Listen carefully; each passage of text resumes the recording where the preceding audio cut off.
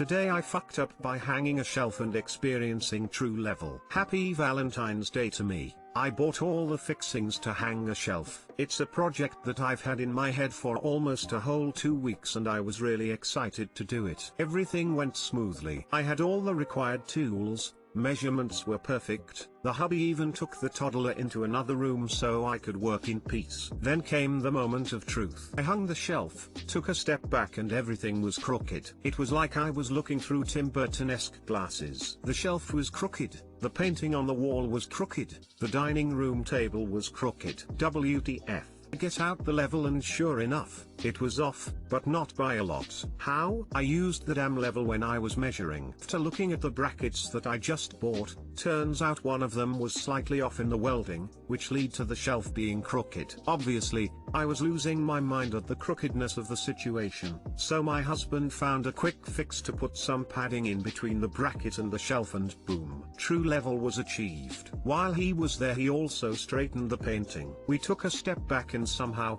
it was worse. It was that kind of off that you could see, you knew it was there, but couldn't pinpoint it. After some deliberation, we determined that the table was obviously slanted. So my husband places the level on it and wow was it. But it's new. Like, maybe a year and a half at most. Oh my god. It's the floor. I spend my Valentine's evening watching my husband run around the living room and dining room measuring and checking the level of everything. The level determined the floor was slanted, the windows, doorways, everything. The slants aren't even going in the same direction. Our windows aren't even hung at the same height. Now when I look at them, the 0.625 inches difference might as well be a foot. We have been living in this house for 4.5 years. How have we never seen this? Our house is almost 100 years old. So obviously this is not surprising. After seeing true level, everything I see is crooked. Can't unsee it. It's time to burn down the house and move. Too long didn't read, I hung a shelf that was straight. I discovered my whole house including floors, windows, doorways, the works is crooked in varying ways. Now that it's been seen, it can't be unseen. My dad learned from experience not to put vertically striped wallpaper up on any wall in a 100-year-old house. Also live in a 100-year-old house. Whenever hanging or remodeling anything, you have to decide if you prefer true level or level to the surrounding trim/wall/floor.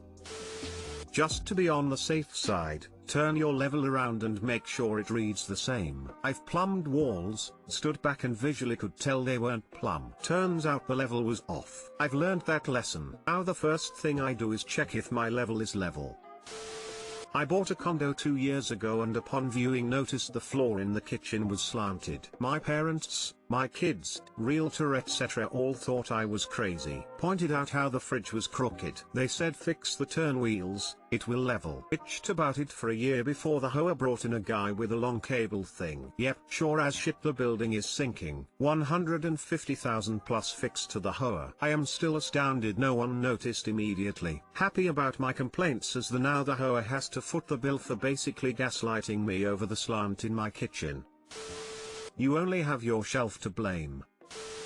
Today I fucked up by going over to a girl's dorm, NSFW. I'm gonna start this off by saying that this happened about 3 days ago and it's one of the worst experiences I've had in my entire life. I was chilling in my dorm room and I get a message out of the blue on Snapchat from a girl who I haven't talked to for months. We talk for a bit and out of curiosity I asked her why she started messaging me. She said I was just in a mood and was looking for guys close by. I looked through past Tinder matches and found we matched back in November, and from those photos I thought she was pretty cute. We set up a time for me to go over and I was game, since it was just 2 floors above me. I go over at around 7:30 and knock on the door. She opens the door and looked nothing like the photos. This was a big red flag for me, but out of politeness I still went in. I sat on the couch and made small talk as she put on a movie. About 30 minutes into the movie, she makes a move on me and we go at it. Not much happened besides her giving me oral. She took took off her shirt and she smelled like what milk smells like when you leave it on the counter for 3 days without the lid on the jug. I was kind of grossed out,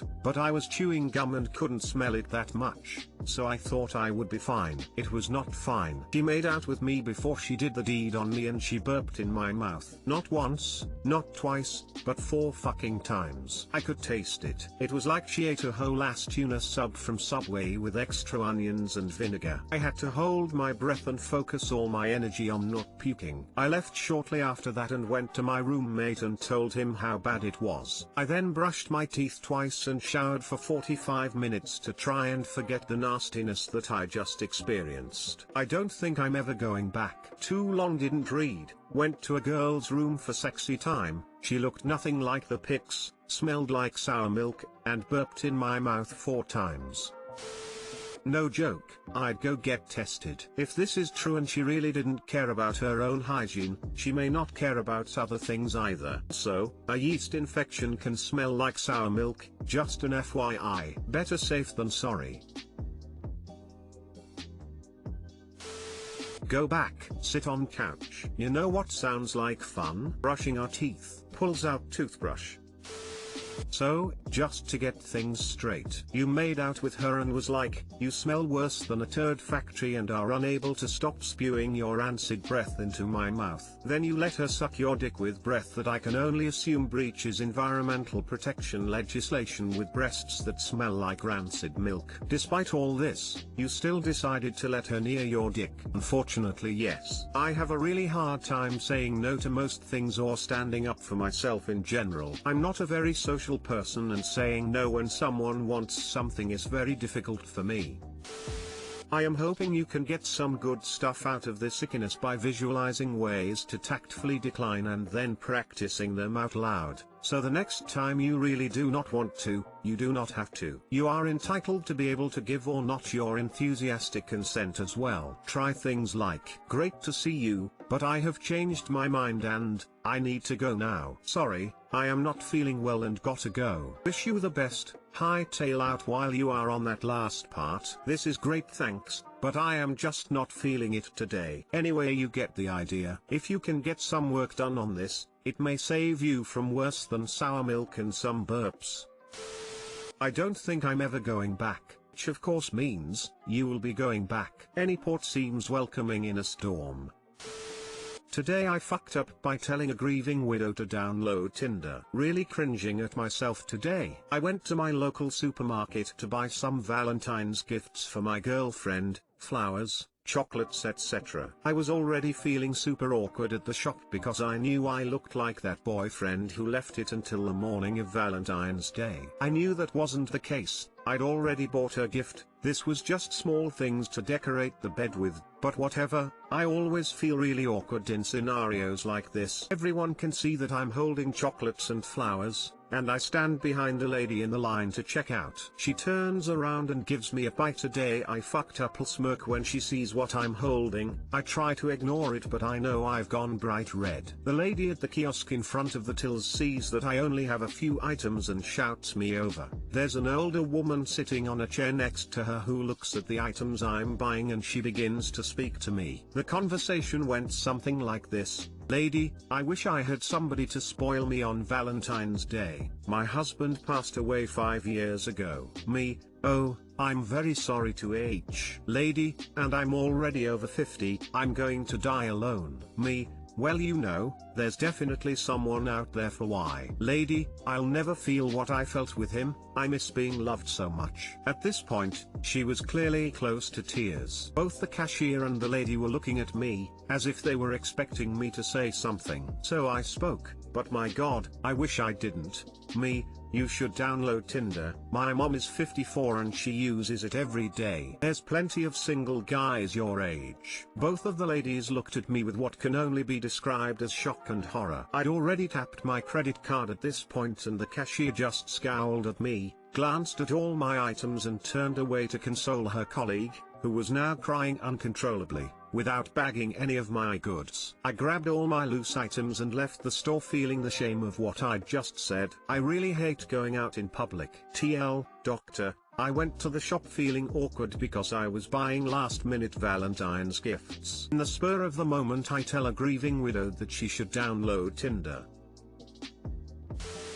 Maybe I'm broken too. Sounds like you did nothing wrong. She started an unsolicited pity party, you gave her incredibly appropriate advice, your mom is her same age and uses it daily. It obviously still hurts, but 5 years is not yesterday. I don't think their reactions to what you said were reasonable. She was already on the verge. No matter what you said, it's Valentine's, so she was going to cry. Your heart was in the right place. It's okay. No worse than my boss at the time telling a cashier at Home Depot who should be retired, that she should put out if she wants the company to give her a heated jacket similar to the one I was wearing. My head just dropped. WTF did I just hear? I just looked at him and said, classy, very classy. And no, that is not how I got mine. This sounds way more inappropriate than what Top said. Tinder probably isn't the best choice for such a person, but there are similar dating apps that work well. I'm over 50 and met my sweetheart on a dating app. We just had our 4-year anniversary. You didn't do anything wrong. This person is still grieving her loss, which is sad but not your fault. Therefore I hereby declare you did not fuck up.